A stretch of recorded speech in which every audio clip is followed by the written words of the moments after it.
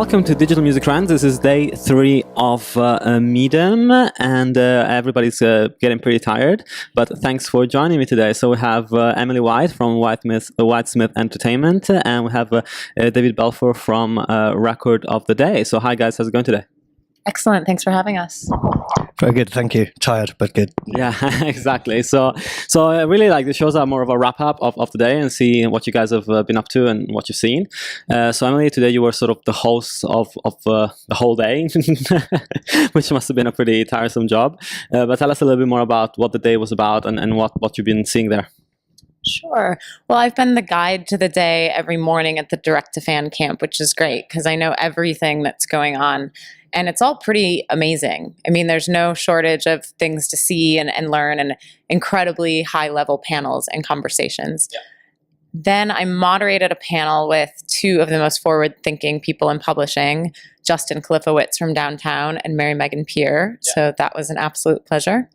And then I co-hosted Visionary Monday with Alice Tumler, and then hosted by my lonesome this afternoon, but it was really fun, and just, you know, major props to all the Midem people who are working like crazy. They work year round, but I used to tour manage, so I understand production, and it's a lot of production that goes into pulling an event like this off. Yeah, of course, David. Yeah, today, much like the last 3 days, I've been in more or less back-to-back meetings with digital services, so especially American services, because this is still the only event that they all come to in one place. So looking at the new models, looking at the possible deals for the next year, looking at the people we're already working with and how that's going, and then just meeting a couple of other interesting random meetings along the way. So yeah, it's been really good. Yeah. So on a digital distribution side, you also do work for functions. So how did you find the landscape of digital distribution at Midem and the company's present? Is it maturing in that sense? I think Midem is always the key event of us for the year, because it's the one thing that all of the services come to, and by the end of the 3 days, by the time you've had loads and loads of meetings, you can really take a pulse of this is where we're at the moment, but more importantly, over the next 12 months, it's starting to look like this, and you can see the shift, not just for individual companies, but for the whole market. So every year it's really interesting, and this year it's pretty much all about subscription services, which is not a surprise, but it's showing that, you know, this model is really now getting mature, and more people are wanting to get in, and it's competitive, but they're starting to see some variations in the market where it's not just everyone operating the same model. They're trying to think different ways to please customers and different ways to sort of make it exciting. So yeah, it's really interesting. Yeah. And of course, you know, direct fan and crowdfunding were the buzzwords of Midem this year. And I actually started Midem by doing an interview on Friday with Kevin Wartis, and we were talking about label services and crowdfunding. You've done a lot of work on that front. How do you feel the market is maturing in terms of offerings and services that are helping you to do your job? And you know, would you like to see more, or you know, are you starting to feel like the market is maturing in that sense? Well, I think crowdfunding is maturing because it's expanding. I took on our first athlete last year, 2-time Olympic swimmer and gold medalist Anthony Irvin, and we ended up doing a crowdfunding Indiegogo campaign for him to go on the World Cup circuit and go to Singapore and Dubai and all over the place, because it wasn't being funded by the governing body that he represents. So it ended up being an incredible experience, just as it is in music, but we were the first to do it in swimming, where he deepened his relationship with his fans, really created an intimate experience with them, whether he's writing songs for them, and this is an athlete, or sending postcards from all over the world. So, you know, what that shows is crowdfunding is always going to exist. It's kind of the ultimate direct-to-fan. So, yeah, I only see it growing, but it has to be the right artist, and it has to be done right. So, you know, you need to have that relationship with your fans, and Anthony Irvin in particular has a global fan base. Yeah. And you know, on your front, are you seeing direct-to-fan being an important part of functions business, or are you mostly B2B at this point still? Especially not really for us. I mean, because the labels that we work with may choose to do certain direct-to-fan actions. I mean, for us as a distributor, it's really about trying to target consumers in the broadest sense. You know, you have to vary the business. There are important direct-fan things to do, especially on the live circuit, and maybe in terms of deluxe products and physical products especially. In terms of the digital space, I don't think it's ever really taken off, because people like retailers, that's no bad thing really, or services. Talking about publishing, you mentioned, you know, Justin's panel. How is that progressing in terms of of course artists taking publishing into their own hands. There's more services out there. Of course, Justin's Song Trust is one of them. That's really, actually, there's not that many. So that's one of the few. But how do you feel about the administration of publishing by an artist, and how easy is it? How difficult is it? Publishing is a rare thing where I don't think an artist should take it into their own hands, and that was the point I was really trying to make on the panel today. And I wrote a blog about it for Midem too, because I feel like artists get so terrified by the word publishing, and are so, and people in the industry are even confused by it. And it's just representing songwriting, just like recording is representing a master. So what Justin and Mary Megan are doing, and I've worked with both of them on numerous artists, is investing more in artists, whether it's figuring out a way to make sure artists have a promo team, or exactly what you mentioned, what Justin's doing with Song Trust. I was talking to an artist recently who has a ton of songs in an upcoming film, and there was still that fear of, well, I need to hold on to my publishing. One, you can do an administrative deal. A lot of people don't understand you're keeping your rights. But even when you do a co-pub deal, your publisher is invested in you. And like I said today, you need to send them information about your shows and press you're getting and things like that. So it is a mutually beneficial relationship. But yeah, I mean, I tried to have Justin and Mary Megan show that today, which they really did. If you don't have someone collecting on your publishing, you're being played on the radio, or you've landed any sort of sync songs in film and TV, then you're losing out on revenue. Your PRO is great, but they are not solely going to be able to collect that for you worldwide. Yeah. And David, and also publishing for me is a really interesting field at the moment, because especially in the not so much broadcast or live, but in terms of digital publishing, the dominance of the collecting societies is really beginning to get questioned, and partly because of GEMA's extended standoff with YouTube in Germany.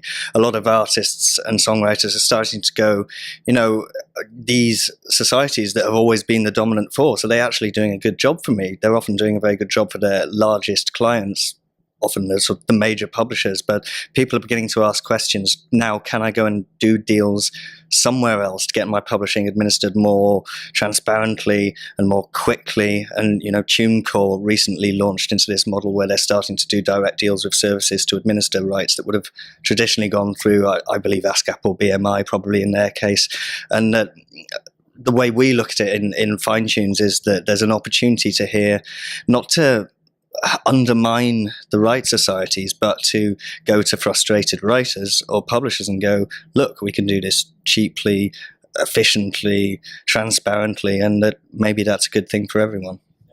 Sure. And the big question here is, we've seen companies like Sony ATV and EMI Publishing, for example, withdrawing part of the digital rights that they afforded to ASCAP and BMI in the US. And but that's sort of something that a big company can afford, because they have the manpower to actually chase up payments and account for what's happening worldwide and build a network that way. Do you feel like, for your artist, you would feel comfortable with a startup or a smaller company taking on that responsibility without being sure as to what is happening in the background? Right. I mean, yeah, I'd be fine with a smaller company. And the reality is, I represent artists, and I'm thinking about the whole of their career. And I tend to represent writer artists, but I am thinking of the bigger picture. So I absolutely want their music everywhere people are looking for music, whether it's Pandora or anything.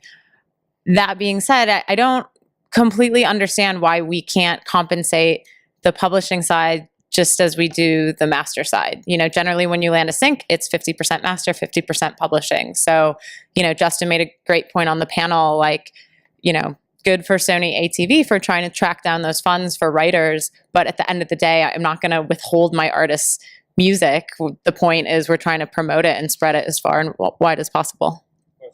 I know that's a point Helene Lindvall, who you probably know, talks about a lot, is why have things become so inequitable in the digital space in particular, that publishers are getting much lower splits than recording owners. And in the traditional model, maybe it made more sense with the investment, but it's under question and people are definitely looking at it. Yeah. Let's talk about the other live space as well, because of course, as a manager, I think the running theme here is that there's a lot of managers in Midem.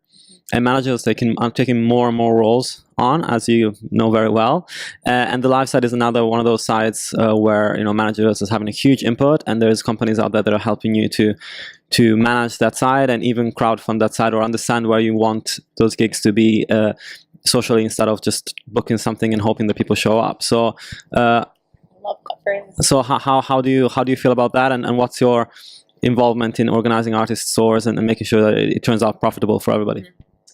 Well, like I mentioned, I have a strong background in tour management and production. So live and booking strategy has always been incredibly important to me. We certainly work closely with all of our artist agents and rely on that, but we do work as a team.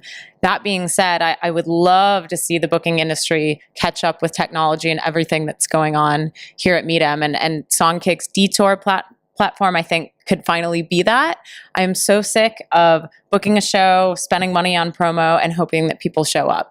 With all of the data and location services that are available, there's no reason why fans can't. I mean, I wanted to do this with an artist last year. He lives in Nashville and he was brand new, and we had all these drivers and a lot of promo going on. And I wanted to set it up where, and I mentioned this at Hack Day, I don't know if the hack made it, but if 50 fans bought a ticket to a show that didn't exist yet within a 50-mile radius of Nashville, we would book a show. And 100 within 100 miles and 250, he would come play anywhere within the lower 48 states. And I went to multiple platforms, nobody could do it. So I think Songkick's Detour is finally going to make that happen, which is exciting. So there's so much the live sector can get out of technology, and I think it'll only continue to grow. It makes sense. It has to. And David, on live, what are your thoughts? I agree that the Songkick thing is absolutely amazing, and I think there's a tendency in the business today to look at data too much as like a panacea that's going to tell you everything that you need to know, when if your gig isn't good or your record isn't decent, none of it counts for anything. But yeah, absolutely. Exactly, things like this that can connect you with a relevant audience in the right place who is interested, and maybe even make you go somewhere else to play a gig somewhere you wouldn't even have thought of, it's just really exciting. Yeah. And a final question, Midem, relevant, more relevant now with the tech side. How did you find the conference overall, not just for the hosting, but for the meetings that you had and the business that you managed to get out of it? Midem is incredibly relevant. I think it is the most important global conference that we have in the music industry. This is my 4th Midem, so it's hard for me to compare to back in the day.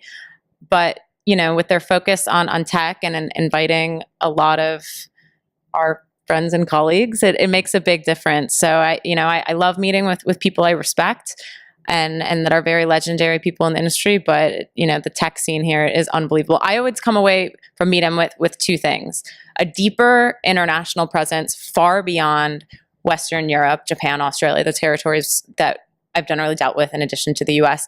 Suddenly we're meeting with people in Malaysia, Israel, South Korea, and just making some incredible deals and things happen. And then additionally, I always come out of it with new tech platforms because everybody's here.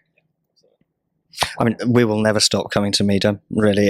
It's obviously there are fewer people here, but the people that we want to see are all still here, especially the Americans are all here, which is so important for us. But it's, like you said, the one global event that everyone's at. And the thing that I always come away with every year is this picture of where we're going over the next 12 months. And it's always been accurate, actually. By the end of 3 days talking to so many people, you go, okay, we understand where we are as business at the moment, and we can spend the next few months, thinking about that and putting plans into effect. And it's absolutely invaluable. It's brilliant for that. Well, thanks so much for your time, and I hope you enjoy the evening, as tomorrow's the last day, so we can probably let our hair down a little bit. Absolutely. Thank you. Yeah, plenty of that already, unfortunately. But, yeah.